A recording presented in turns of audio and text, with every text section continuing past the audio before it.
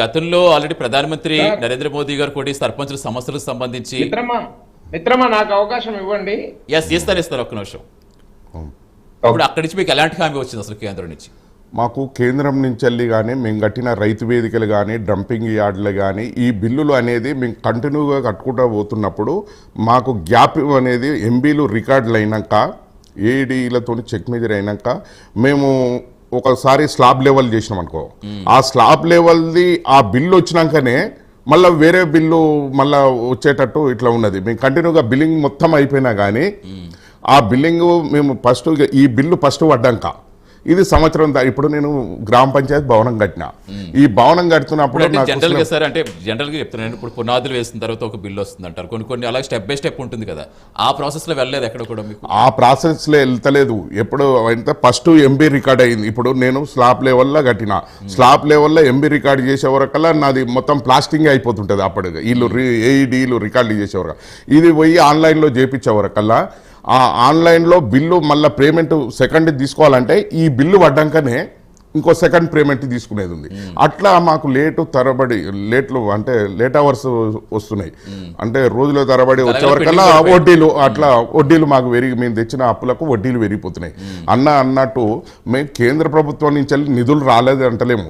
ఆ నిధులతోని కూడా గ్రామాలలో అభివృద్ధి పనులు అయినాయి, కానీ మాకు సరైన సమయంలో రాలేదు. మేము డంపింగ్ యార్డ్ కట్టినాం. డంపింగ్ యార్డ్ కట్టిన నెల రోజులలో ఏమంటే బిల్లు వచ్చేటట్టు ఉంటుంది. కానీ ఈ ఏఈడీలు చెక్ మేజర్లు చేసి మళ్ళా సంవత్సరం తరబడి 6 నెలలు 7 నెలల తరబడి అట్లా లేటుగా వచ్చింది.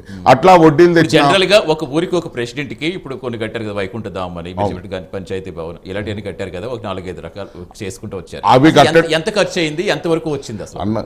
మొత్తం నిజంగా చెప్పాలంటే 2019 నుంచి 24 వరకు చేసిన సర్పంచులు ఈ డంపింగ్ యార్డ్లు, శ్మశాన వాటికలు, వైకుంఠ ఇచ్చారు కదా రైతు వేదికలు, ఇట్లా ఇవి మాకు కట్టాలని అధికారులు ఆదేశించడం వల్ల మేము అప్పులు వడ్డీలు తెచ్చి ఈ కట్టవలసి వచ్చింది. దీనికి ఒక కాంట్రాక్ట్ బేసిక్, ఒక టెండర్లు వేయవలసి పరిస్థితి ఉండాలి ప్రభుత్వాలు. కానీ ఆ కేంద్ర ప్రభుత్వం నుంచి వచ్చిన దాన్ని పని చేయాలంటే కాంట్రాక్టర్లు కూడా ఎవ్వరు ముందుకు రారు. ఇవి సరైన సమయంలో బిల్లులు రావని ఎన్ఆర్ఈజిఎస్ పనులు అంటేనే భయపడతారు. అటువంటిది ఇంకా మా తలకు మేము తెలియక, మేము అనుభవం లేక మేము చేసే వరకల్లా అలా ఇరికిపోయిన వడ్డీలకు తెచ్చిన డబ్బులు అలా ఇరికిపోయినాయి. ఇబ్బందులు పడ్డాం. ఆ ఇబ్బందులు పడ్డాక మళ్ళీ దీనికి అనుగుణంగా ఏంది, మాకు స్టేట్ గవర్నమెంట్ నుంచి ప్రతి నెల 1000 మంది ఉన్నారనుకో ఒక ₹1,00,000 అట్లా వచ్చేది. 2,000 మంది ఉన్నారనుకో కేంద్ర ప్రభుత్వం నుంచి 1,20,000 వచ్చేది. ఇవో 1,00,000 వస్తే 2,20,000కు మేము లెక్కలు వేసుకొని తీర్మానాలు చేసుకొని పనులు చేసేది. అట్లా మాకు కంటిన్యూగా ప్రతి నెల ఇట్లా కేంద్ర ప్రభుత్వం నుంచి కానీ రాష్ట్ర ప్రభుత్వం నుంచి బిల్లులు పడతాయి అనే దాని మీద మేము తీర్మానాలు చేసుకొని ప్రజల ఆదేశాల ముఖం, ప్రజలు ఇక్కడ ఉన్నది ఇది మురికాలు ఉన్నది ఇది కట్టండి అని అనుకో ఆదేశాలు ఇచ్చారనుకో, ఆ తీర్మానాలు చేసి ఆ పనులు చేయించుకునేది. ఆ పనులు చేయించుకునే వరకల్లా వచ్చే నెలలో పైసలు బంద్ అయ్యేది. ఇట్లా మాకు ఇబ్బందులు అయ్యి అట్లా మేము ఇబ్బందుల వడ్డీలు పెరిగిపోయినాయి. ఇంకా కొంతమంది సర్పంచులు అయితే ఇప్పటికీ వాళ్ళు చేసిన పనులు కూడా కొన్ని రికార్డులు చేయని కూడా ఉన్నాయి ఇప్పటికీ గ్రామ పంచాయతీలలో. అంటే అంత లోతుగా మునిగిపోయినాం. ఈ ప్రభుత్వం ఏర్పడ్డప్పుడు హడావిడి మా స్పెషల్ ఆఫీసర్లను పెట్టేటప్పుడు రాత్రిపూట మా లెక్కలు తీసుకురు, ఏ గ్రామ పంచాయతీకి ఎంత ఉన్నది అనే లెక్కలు, ఎస్డిఎఫ్ ఎంత ఉన్నది, ఎన్ఆర్జీ ఎంత ఉన్నది, ఎస్డిఎఫ్ ఎంత ఉన్నది, జనరల్ ఫండ్ ఎంత ఉన్నది అని లెక్కలు తీసుకొని ఎమ్మడే ఇచ్చేటట్టు ఆదేశాలు తీసుకొని ఇట్లా ఇచ్చారు.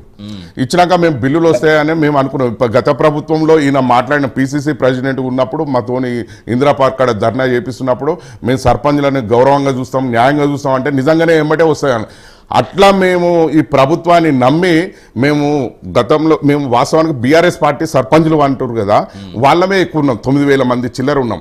కానీ గ్రామాలలో మరి సర్పంచులు ఎమ్మెల్యేలు గ్రామాలలో ఓడిపోయారు, పట్టణాలలో గెలిచిరంటే ఎక్కడ కూడా గ్రామాలలో ఇబ్బంది పడ్డారనే, సర్పంచ్ ఇబ్బందులు పడ్డారనే దాని మీద మౌనంగా ఊకుంటేనే కాంగ్రెస్ పార్టీ అధికారంలోకి వచ్చింది.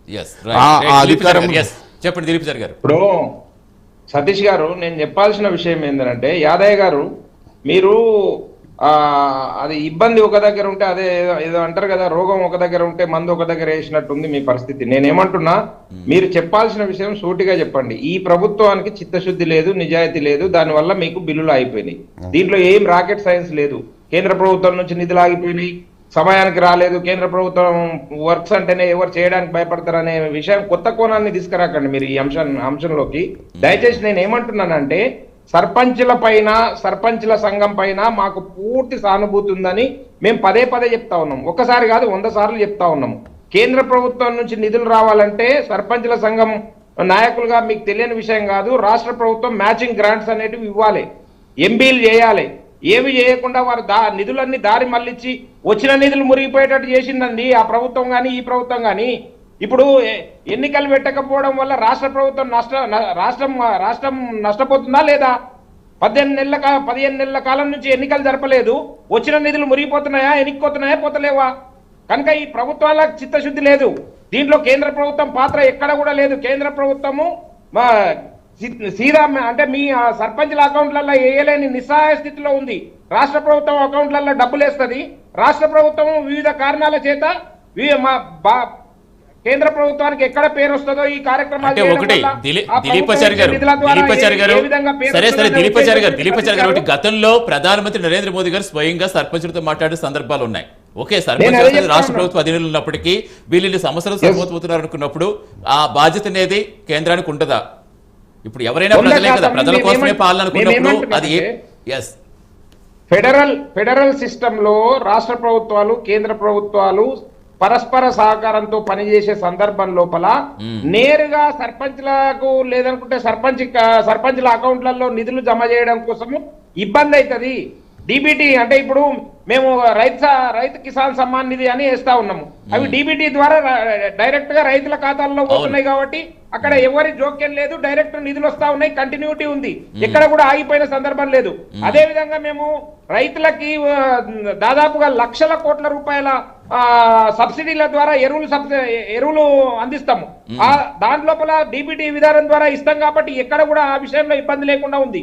ఎక్కడైతే రాష్ట్ర ప్రభుత్వ జోక్యం ఉందో, ఎక్కడైతే ఏ నిధుల ద్వారా రాష్ట్ర ప్రభుత్వం భాగస్వామ్యం ఉండి దానిలో పనులు చేస్తారో ఆ రాష్ట్ర ప్రభుత్వం చిత్తశుద్ధితో లేక కేంద్ర ప్రభుత్వానికి కొద్దిగా పేరు వస్తుందని ఒకవైపు, ఇంకొక వైపు వీరి దగ్గర ఆర్థికంగా ఇబ్బందులు పడి ఆ నిధులను దారి మళ్లించి ఇంకొక కార్యక్రమాలకు మళ్లించడం ద్వారా తలెత్తిన తీవ్రమైన సమస్య సర్పంచులకి నిధులు ఇవ్వకపోవడము. దాన్ని గుర్తించాల్సిన అవసరం ఉన్నది. ఇప్పటికి కూడా మేము మళ్ళీ చెప్తా ఉన్నాము, రేవంత్ రెడ్డి గారి సర్కారు బాధ్యత తీసుకోవాల్సిన అవసరం ఉన్నది. మానవతా దృక్పథంతో కనీసం మీరు రాజకీయ కుట్ర కోణంలో చూడకుండా మానవతా దృక్పథంతో సర్పంచులు చేసిన నిజాయితీతో, నీతితో చేసిన పనులకు మీరు బిల్లులు చెల్లించాల్సిన అవసరం ఉన్నది. ఇంతకాలము ఇప్పటికి కూడా వారి నాకు తెలిసి దాదాపు 50% నిధులు ఇప్పటికి కూడా వారు ఒకవేళ ఈ క్షణంలో నిధులు విడుదల చేస్తే కూడా కేవలం వారు చేసిన అప్పులకి వడ్డీలకు కూడా సరిపోవండి. అదే కదా అదే ఇప్పుడు వీళ్ళు పడుతున్న బాధ, వీళ్ళు చెప్తున్నది కూడా అదే కదా. నేను అదే అంటా ఉన్నా, వాళ్ళకి వడ్డీలకు కూడా సరిపోదు, వాళ్ళు చేసిన పనులకి వడ్డీలకు సరిపోని దుస్థితిలో ఉన్నారు. కాబట్టి మీరు ఇప్పటికైనా మీనమేషాలు లెక్క పెట్టకుండా, కారణాలు వెతకకుండా, రంధ్రాన్వేషణ చేయకుండా నీతితో, నిజాయితీతో ఆ సర్పంచులకు ఒక మానవతా దృక్పథంతో మీరు చేయాల్సిన విధులు మీరు తప్పించుకునే పరిస్థితి లేదు. ఎందుకనంటే కాదు సతీష్ గారు, ఇంకొక విషయం చెప్తానండి. విశ్రాంత ఉద్యోగులు ఉన్నారండి, 12,000 కోట్ల రూపాయల నిధులు బకాయిలు ఉన్నారు. ఎక్కడ పోయినామండి ఆ డబ్బులు? ఈ ప్రభుత్వాలు దుర్వినియోగం చేయడం వల్లనే కదా, దారి మళ్లించడం వల్లనే కదా ఆ నిధులన్నీ ఎక్కడ పోయినాయి? వారు దాచుకున్న డబ్బులు, వారు ఉద్యోగం చేసి కష్టపడి 35 సంవత్సరాలు. ఈ రేవంత్ రెడ్డి గారు కూడా స్టేజీలెక్కి గొప్పగా స్పీచ్లు ఇస్తారు. 35 సంవత్సరాలు ప్రభుత్వం దగ్గర ఊడిగం చేసిండ్రు, కూలీ చేసిండ్రు, కష్టపడ్డారు, నష్టపోయినరు. వారికి కూడా డబ్బులు ఇవ్వలేకపోతున్నాం అంటే ఇస్తలేరు. అదే సిగ్గుచేటైన విషయము. ఇస్తలేరనే చెప్తా ఉన్నాం. ఇవన్నీ మహాప్రభు అని అడుగుతా ఉన్నారు. వారికి బాడ్స్ ఇస్తున్నారు, వితౌట్ డేట్లు వేసి బాడ్స్ ఇస్తా ఉన్నారు. ఆ దుస్థితిలో ఈ రాష్ట్ర ప్రభుత్వం ఉంది. ఎందుకు మీరు ఉట్టిగా ఎగరలేనమ్మా, ఎక్కడనో ఎగిరిందంట, అట్లా ఉంది రాష్ట్ర ప్రభుత్వ పరిస్థితి. సర్పంచ్